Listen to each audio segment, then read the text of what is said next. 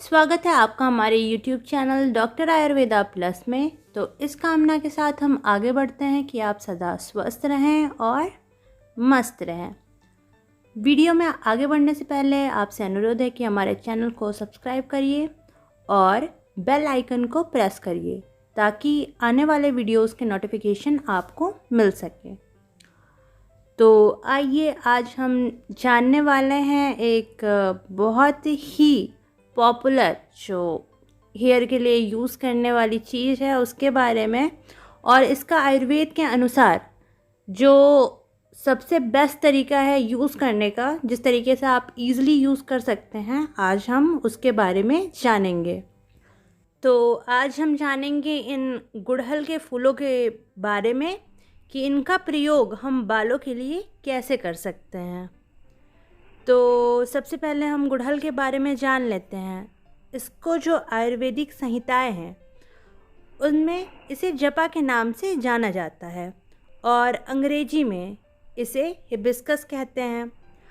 कषाय और तिक्त रस वाले इस पुष्प में कैल्शियम, फास्फोरस और लौह की प्रचुर मात्रा होती है जो कि हमारे बालों के लिए बेहद आवश्यक है।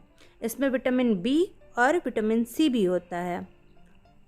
अब आयुर्वेद की जो हमारी संहिता है और निघंटु है, तो जो मोस्ट पॉपुलर है हमारा भाव प्रकाश निघंटु, उसमें भी इस जपा पुष्प का वर्णन है और इसे केशिया कहा गया है। केशिया अर्थात ये हमारे केशों के लिए बहुत ही अच्छा होता है। फिर जो हमारा नेक्स्ट हमारा संहिता है उसमें निघंटु रत्नाकर में इसे केश विवर्धन करने वाला अर्थात केशों को बढ़ाने वाला कहा गया है।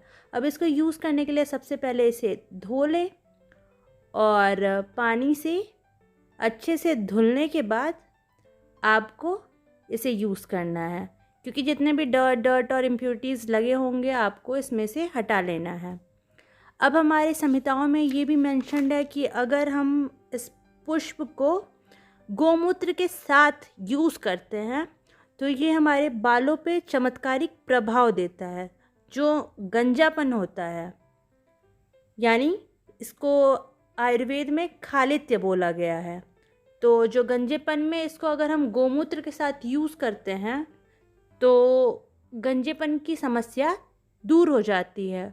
और जो असमय बालों का सफ़ेद होना है, अगर हम उसमें यूज़ करते हैं तो जो असमय बालों का सफ़ेद होना है वो भी इसके प्रयोग से बंद हो जाता है। और एक और महत्वपूर्ण बात इस फूल के बारे में ये है कि इसका प्रयोग गर्भ निरोध के लिए भी किया जाता है। तो इसको हमारा जो पुस्तक है पीवी शर्मा, उसमें गर्भ निरोध के वर्ग में रखा गया है। और भी बहुत सारे प्लांट्स हैं जिसको इस वर्ग में रखा गया है। तो आइए अब हम देखते हैं कि इसका जो प्रयोग है घर में हम आसानी से कैसे कर सकते हैं। तो इसका प्रयोग करने के लिए इसे धुलकर सबसे पहले जो ये फूलों में जो ग्रीन कलर का आपको सेपल दिख रहा है उसको आपको अलग कर लेना है। आपको बस इसका जो पेटल वाला और ये पार्ट है रेड वाला पोर्शन वही लेना है। तो इसको हम अच्छे से इसका पेस्ट बनाएंगे। आप इसका पेस्ट मिक्सर पे भी बना सकते हैं। यहाँ हम जो हमारा ट्रेडिशनल मेथड है, हम स्टोन्स का यूज़ करके इसका पेस्ट बनाएंगे। तो आप को अच्छे से इसका पेस्ट बना लेना है। ये पीसते पीसते जो इसका रंग है वो गहरा बैंगनी रंग का हो जाता है। तो हमारे आयुर्वेदिक संहिताओं में इसका वर्णन है कि इसके जो पुष्पों को पीसने पे गहरा बैंगनी रंग निकलता है, उसका जो यूज़ है हम केश को रंगने के काम में लेते हैं। तो ये काफ़ी अच्छा नेचुरल डाई का भी काम करता है। तो आपको इसको यूज़ करने के लिए सबसे पहले इसका पेस्ट बना लेना है। यहाँ पे हमने इसका पेस्ट प्रिपेयर कर लिया है। अब अगर आप इसको गोमूत्र के साथ यूज़ करते हैं तो इसका बहुत ही अच्छा रिज़ल्ट मिलेगा। बट नॉर्मल अगर हम इसे यूज़ कर रहे हैं ऑन डेली बेसिस तो इसको आप बिना गोमूत्र के भी यूज़ कर सकते हैं। ऐसे भी आपको काफ़ी अच्छा रिज़ल्ट मिलेगा। इसके रस में पिच्छलता होती है जो हमारे बालों के लिए बहुत ही अच्छा होता है। तो आपको इसके पेस्ट को लेना है और एक महीन कपड़े से आपको छान के इसका जूस एक्सट्रैक्ट कर लेना है। तो इस तरीके से कुछ आपको इसके जूस को कपड़े की सहायता से निचोड़कर निकाल लेना है।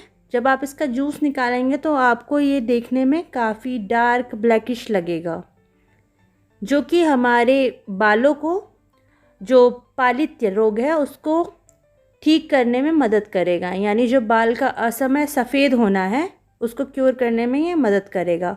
और ये बालों को अंदर से नरिश करता है ताकि आपके जो हेयर फॉलिकल्स है वो नरिश हो जाए और बाल को एक अच्छा स्ट्रेंथ मिल सके और हेयर फॉल कम हो।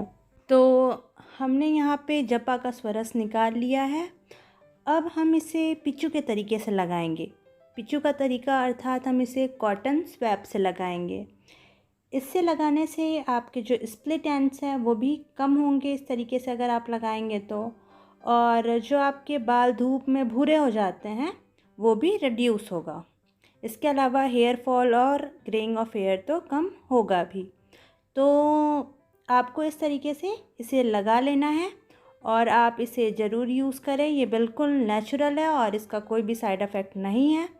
तो हम आशा करते हैं कि आपको ये आयुर्वेदिक जो हमारी रेमेडी है वो पसंद आई होगी। अगर आपके लिए हमारी ये आयुर्वेदिक रेमेडी हेल्पफुल रही तो आप कमेंट सेक्शन में जाके कमेंट करिए ताकि ये बाकियों के लिए भी और हेल्पफुल हो सके। इसके अलावा अगर आपको कोई और डिसीज़ के बारे में, कोई और मेडिसिन के बारे में, आयुर्वेद से रिलेटेड किसी भी टॉपिक के बारे में अगर आपको कुछ भी पूछना है तो हमारे कमेंट सेक्शन में जाके कमेंट करें, हम आपको उसका रिप्लाई ज़रूर करेंगे। और thanks for watching my video. Please like, share and subscribe my YouTube channel for more such videos.